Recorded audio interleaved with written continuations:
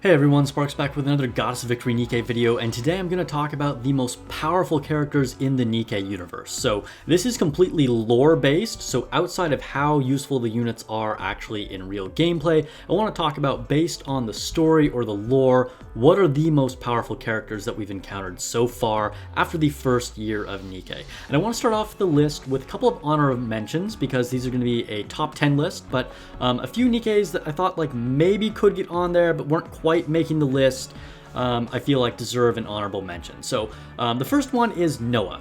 Noah is clearly really powerful. She's on Haron's squad. She is from Eden. She's a pilgrim. She's supposed to be the strongest shield in the world. Very strong, but I just don't think is quite on the level of some of these other Nikkes. She's probably the weakest one, maybe, from what we've seen in the story, from as far as the Nikkes that we encounter with Johan. If nothing else, just for her own timidness or inexperience, possibly. So, all right, the other honorable mention goes to Isabelle. And Isabelle, I really wanted to find a place for on the list because she seems really strong. There aren't a lot of Nikkes that can fly. Again, she's on the squad with Haron and Johan. I would argue she's probably stronger than Noah. She's been in a lot of fights with Nister. Again, just being able to fly is really good.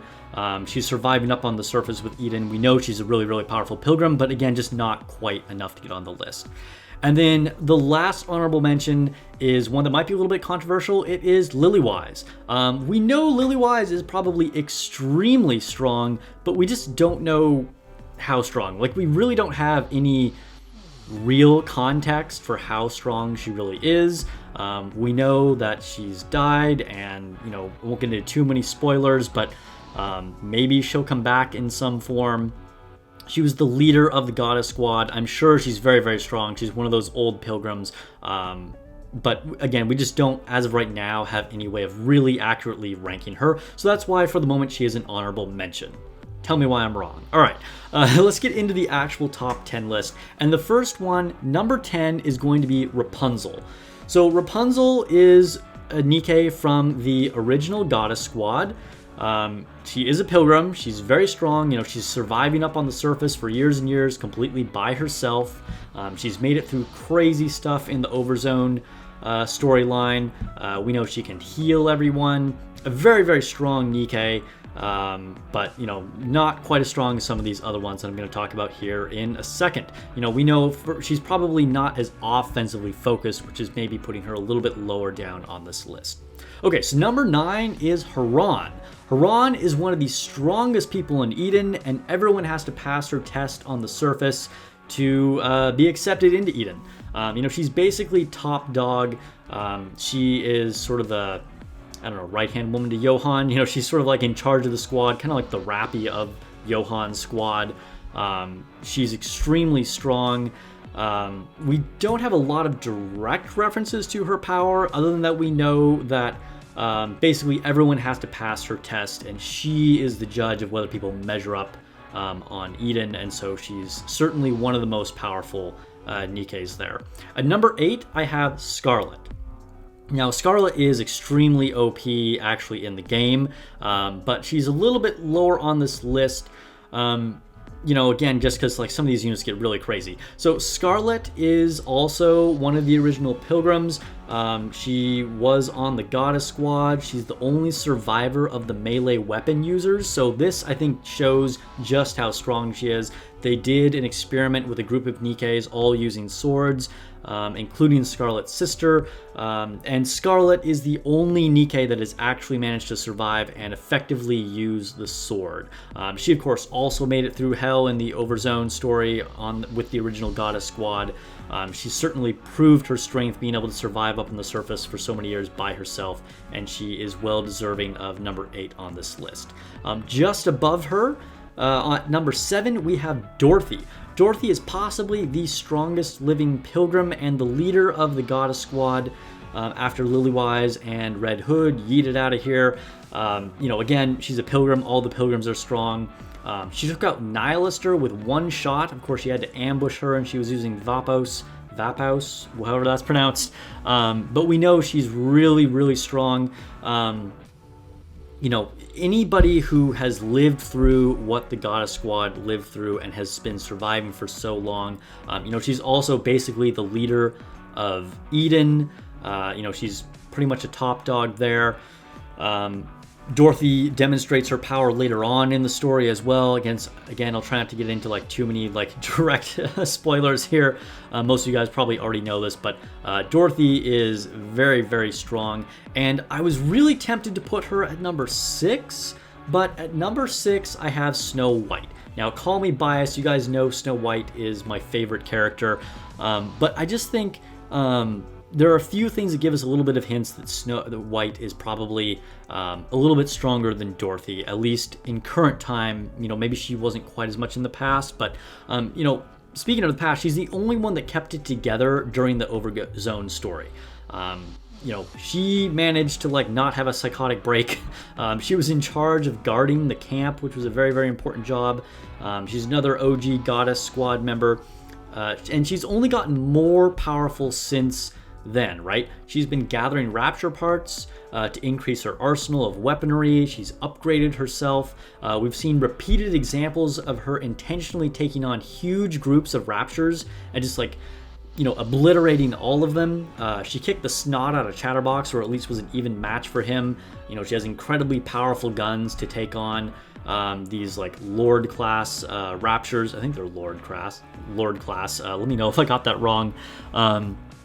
So, I mean, Snow White has demonstrated her extreme power. She's now looking after Modernia, and I think that she is definitely, you know, well deserving of spot 6 on this list. Okay, number 5. We're starting to get into like the really crazy powerful characters here.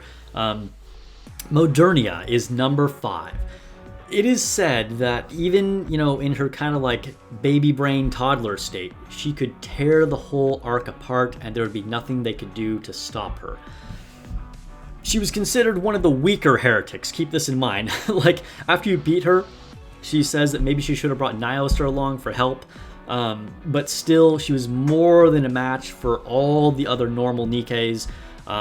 She's extremely strong. I mean, you know, just the fact that they were terrified to have her in the Ark and like they couldn't figure out ways of like getting her blood and testing it.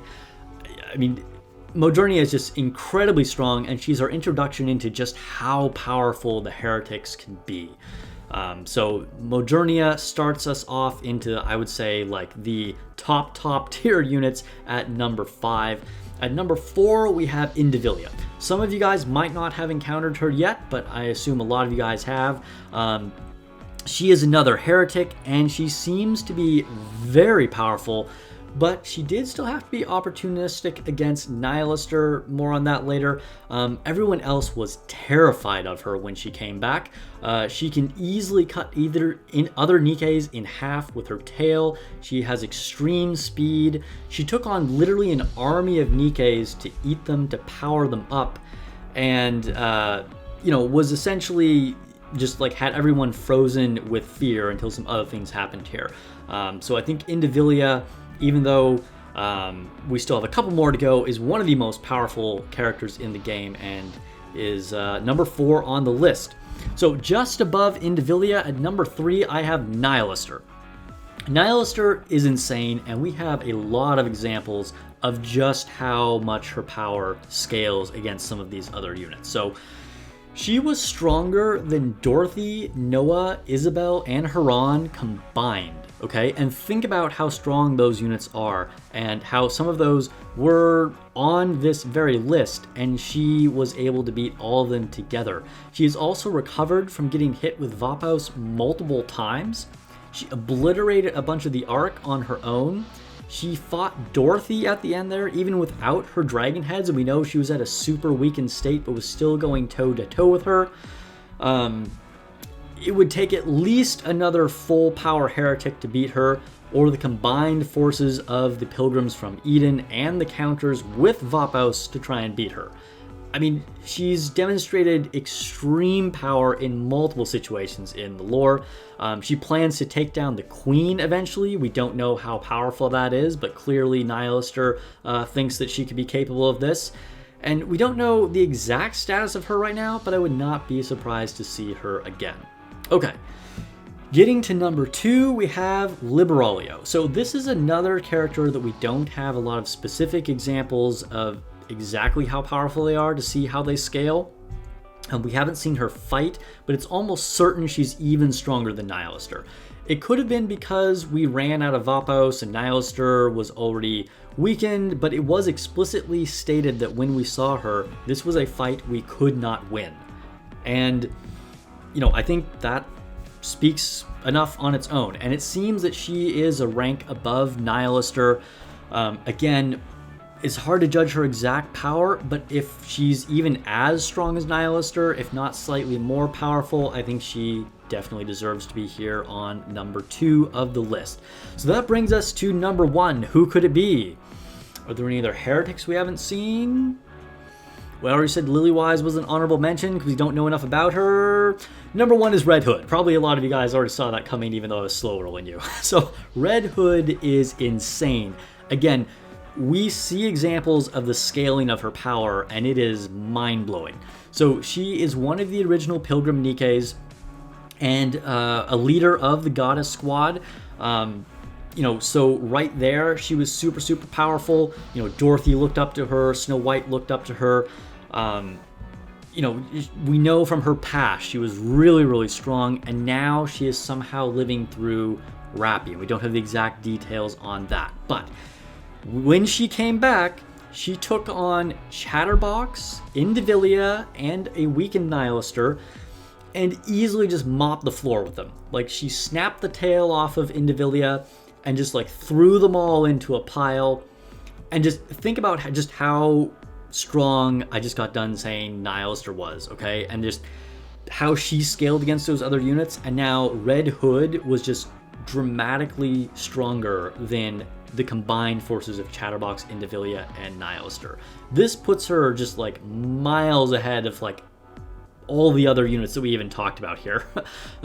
I mean, who is stronger than her? We don't even know. Could it be another, could it be the Queen? Could it be another heretic? Someone we haven't even met anymore? We don't know, but we do know she's insanely powerful, and for the moment, she deserves to be at the top of this list, and she's certainly at the top of the food chain. So let me know what you think about this. Was there anything I missed with this list? What do you think of my examples of how I judged the power scaling against other people? Let me know where you might put Lilywise if you didn't make her an honorable mention, and who you think might possibly be above Red Hood eventually. Thank you so much for watching, guys. Consider giving me a sub. I stream every week on YouTube and Twitch. If you want to support the channel directly, consider giving me a membership. Just hit that join button. But the best thing you can do to support me is just watch the videos. I am an official Nikke content creator, and I'll catch you guys in the next video.